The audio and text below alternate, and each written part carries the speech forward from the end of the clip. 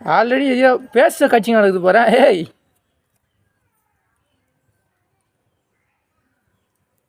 வேஸ்ட்டை கட்சின்னு இருக்குதுங்கம்மா. ஏய் ஏய் கீழே இருங்க. ரெண்டு மேலே ஏறி உக்காந்துக்குது தாத்தா வீட்டாண்ட. விடாதுங்க போயிடுது. அங்கே பாரு. ஐயோ ஏய் எல்லாத்தையும் எடுத்து நடக்குதுங்க. டை அடிக்கிறது அது பாரு. இந்தா வா இந்தா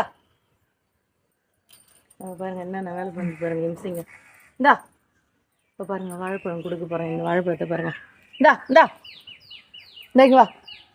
இப்போ பாருங்க நான் சேஃப்டி போடுறேன் இங்கேருந்து.